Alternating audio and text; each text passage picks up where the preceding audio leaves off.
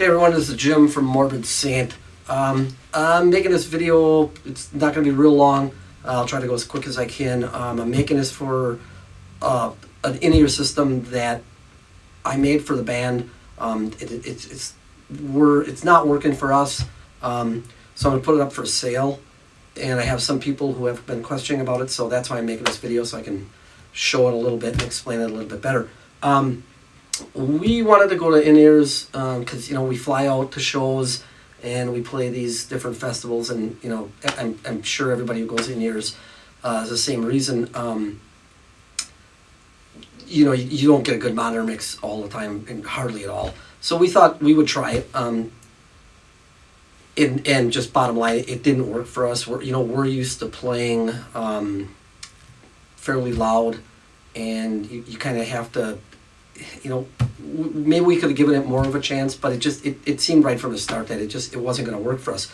So I could take this all apart, just put the components up for sale individually, but I figured I would give somebody the opportunity to purchase this just the way it is, because it took me a lot of research and a lot of time to be able to do what I did and build this how I did. When we were first thinking about going to in-ears, I went on YouTube and researched as much as I could, and I learned a lot from how people put things together and everything. But one of the things that I was really looking for, and I would always click on videos that would say it's a fly rig. Well, I really didn't find any on YouTube that are what I would consider a fly rig. You can ship pretty much anything on a plane, but you're going to pay for it if it's oversized, overweight, and to me that doesn't constitute a fly rig. I want something small, and if I'm sure everyone's familiar with how the airport, and baggage handlers handle your stuff. They're not nice to it. So I really didn't want something that they had their hands on. If you give them a big, I don't really care how shock mounted it is or whatever. You give them a big heavy box, it's getting tossed around. So I didn't really want to do that. So I learned what components I wanted to use. And it was just a matter of trying to figure out how to get them as small as I could. So it took quite a bit, but I was able to get everything in. This is an Apache case from Harbor Freight. It's the same size as a Pelican, just a lot cheaper. So this is a carry-on case, so you can carry this on with you, and it's a little heavier than most places won't weigh your carry-on, but some places do. So if you were to run into an airline that does weigh your carry-on, and I think it's like 22 pounds or something like that.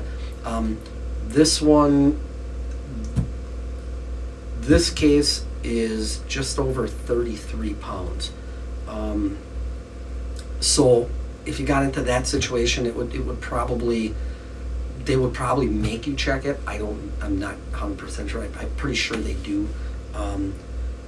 But if it's an airline that's not checking your carry-on weight, you can put this right in an overhead bin. It's I'll show it a little bit closer. I did have to modify the case slightly to fit everything. So I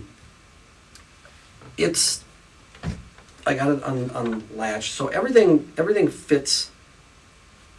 Everything that you need for this is in here. Now, I'll show you later. The split is not in here, so I have that in another case. And the main reason I did that is because you don't. If you're gonna play bigger festivals, bigger shows, they'll already have a split on stage for you. You don't need it. So with this, you set this up. They're gonna look at. I have this little diagram here. I'll show you in a minute.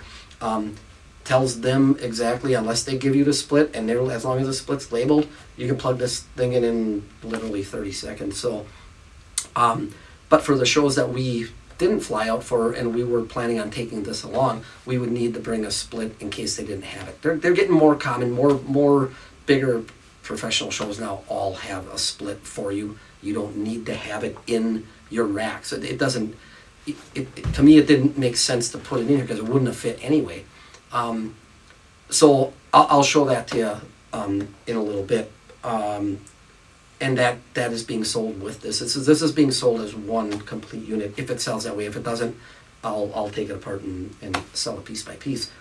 So I'm gonna get the camera closer. I'm filming this by myself, so I'm gonna get the camera closer and kind of explain to you what's all in here and go from there.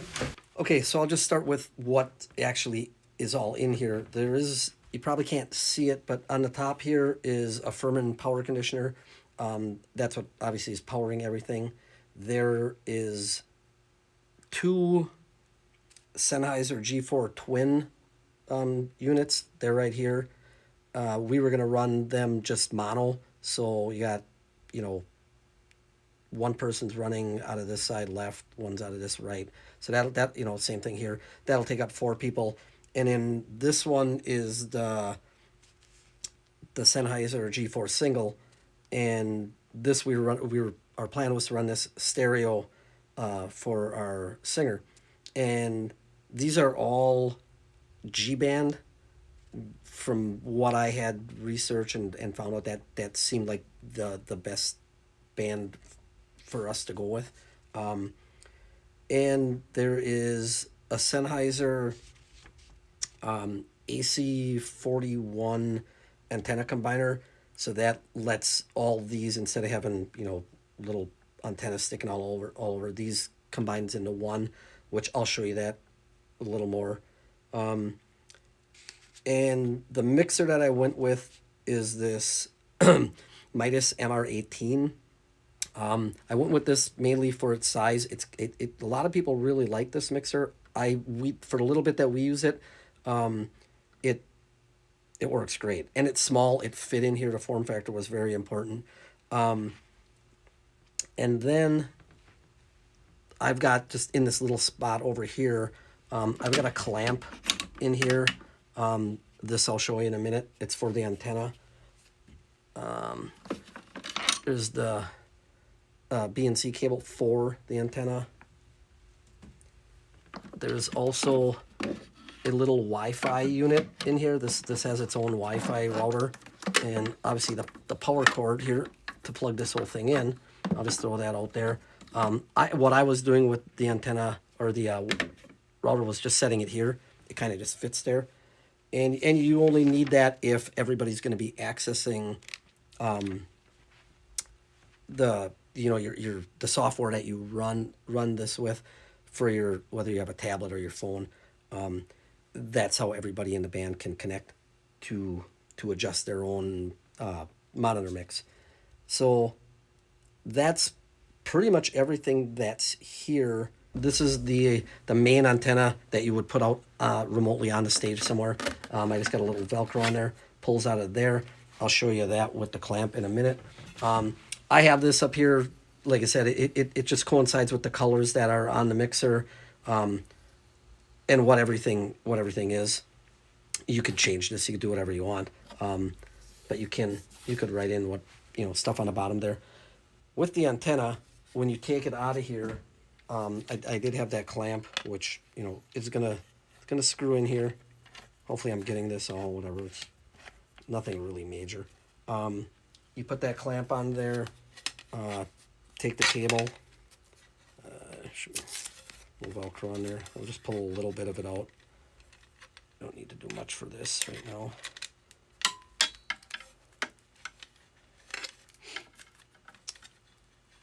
So obviously it's a BNC connector, so you're just going to put one end, the clamping away, and put one end on here, wherever that's going to go.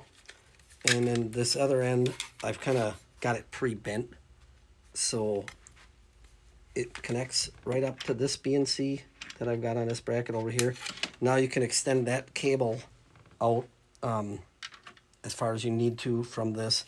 And when we had it down here at our practice area and I was testing it, I actually just clamped it onto one of our speaker cabs. But, you know, you can clamp that pretty much anywhere you want. Hopefully, you know, in kind of sight of everybody. So that's really all there is for, you know, setting up the antenna and hooking this up. It's really, there's not much to it. I also, you know, you got all these transmitters for everybody, and I didn't want them all floating around everybody, so I just bought this little case, made a case for them. They're all numbered, which numbers are on the receivers. They all fit in here nice, keeps them nice and protected. And these Sennheiser transmitters they're metal, they're really nice. I really wish this system would have worked for us because it's great. It's a great system. Still, I got all the earbuds that came with these. Somehow lost one bag that had the extra different sizes, I guess, the little tips, which I'm sure are not too much to buy. But these are the IE4s that came with those systems, and they work really good. So that's just, you know, something I threw together just to keep everything. I like taking care of our stuff and make sure it's protected, especially when you're traveling. So that's the case for the transmitters. Okay, so here's the other case. It's a Gator case for this split, and I'll try to show you both sides of it. But this is